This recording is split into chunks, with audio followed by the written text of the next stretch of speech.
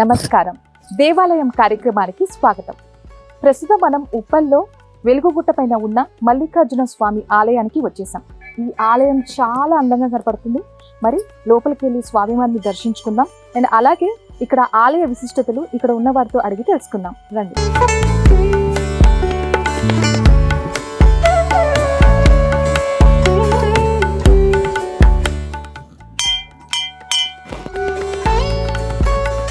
ఆలయం లోపలికి రాగానే ప్రసన్నముఖ ఆంజనేయ స్వామి ఇక్కడ దర్శనం ఇచ్చారు మనకు. ఇక్కడ పంతులు గారు ఉన్నారు, ఆయనతో మాట్లాడి ఆలయ విశేషాలు తెలుసుకుందాం. నమస్కారం. నమస్కారం అమ్మా. ఆలయ విశేషాలు మీ మాటలో తెలియజేస్తారు. మన దేవాలయం వెలుగుట్ట దేవాలయం 200 సంవత్సరాల చరిత్ర గల ఈ దేవాలయంలో ప్రప్రథమంగా భ్రమరాంబ సమేత మల్లికార్జున స్వామి వారు, పాలరాతితో నిర్మించబడిన అమ్మవారు, అలాగే మన ప్రసన్నాంజనేయ స్వామి వారు క్షేత్రపాలకుడిగా ఈ క్షేత్రంలో నెలకొనడం జరిగింది. 20-25 సంవత్సరాల చరిత్ర ఉంది స్వామివారికి కూడా.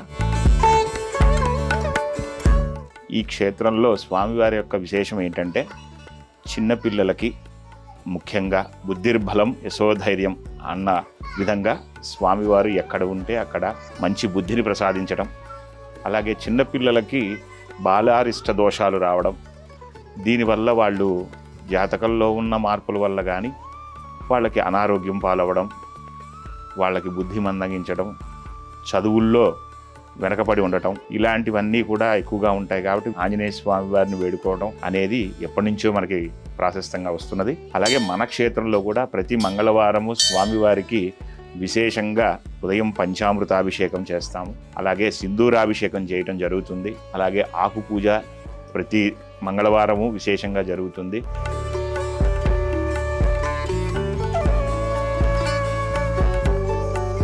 కొంతమంది భక్తులు వాళ్ళ కోరిక మీదకు స్వామివారికి మన్యు సూక్తంతో అభిషేకం చేయించమని అడిగితే ఆ మన్యు సూక్తం యొక్క విశేషం వల్ల కూడా వాళ్ళు ఎన్నో లాభాలు పొంది ఉన్నారు. మీరు అన్నట్టు మన్యు సూక్తం అన్నారు కదా, ఆ విశేషమైన పూజ ఎప్పుడెప్పుడు చేస్తూ ఉంటారు?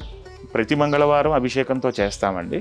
అలాగే ఎవరన్నా భక్తులు వాళ్ళ జాతకంలో కనుక ఏదైనా నవగ్రహ దోషాలు ఉంటే, నవగ్రహ దోషాల్లో ముఖ్యంగా ఏంటంటే శని యొక్క విపరీతమైన నష్టం కలిగించే జాతకులకు ఆంజనేయ స్వామి వారికి మన్యు సూక్తంతో అభిషేకం చేస్తూ పారాయణ కూడా ఒక 14 సార్లు పారాయణ అనేది చేయడం జరుగుతుంది. దీనివల్ల వాళ్ళ జాతకంలో ఉన్న దోషాలు తొలగిపోయి వాళ్ళకి అనుకూల్యమైన ఫలితాలు రావడం జరుగుతుంది.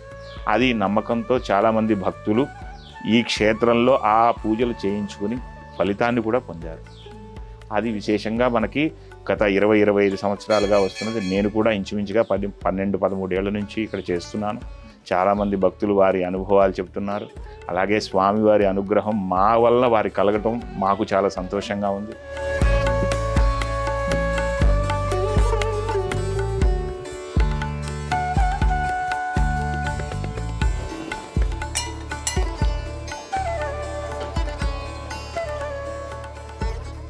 మనం ఆంజనేయ స్వామిని దర్శించుకున్నాం కదా, సో ఇక్కడ శివాలయం ఉన్నారు. సో ఇక్కడ ఈ ఆలయానికి సంబంధించి ప్రత్యేకతలు తెలుసుకుందాము. గురువు గారు ఉన్నారు. నమస్కారం అండి.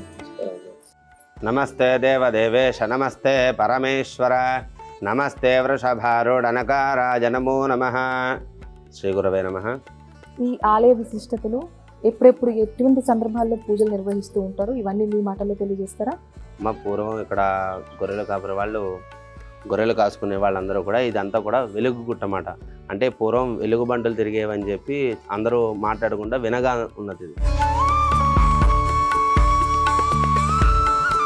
గొర్రెలు కాపరి వాళ్ళు గొర్రెల్ని మేపుకుంటూ ఉండగా ఒక చిన్న శివలింగ ఆకారం కనబడింది అన్నమాట. అలా వాళ్ళు పూజలు చేసుకుంటూ ఒక శివలింగాన్ని ప్రతిష్ఠ చేశారన్నమాట.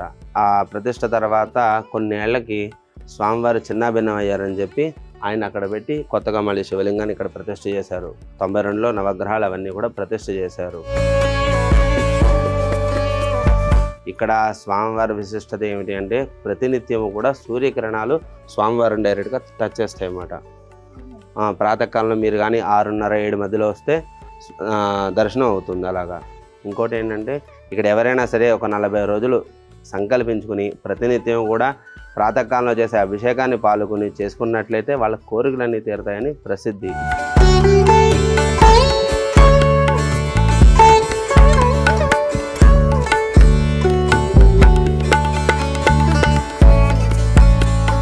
భ్రమరాంబ మల్లికార్జున స్వామి దేవత సంపూర్ణాయురార్గిష్టకామ్యార్థమానస్య వృత్తి వ్యాపారాయురార్గిష్టకామ్యార్థ పరమేశ్వరానుగ్రహ ప్రసాద సిద్ధిరస్తు.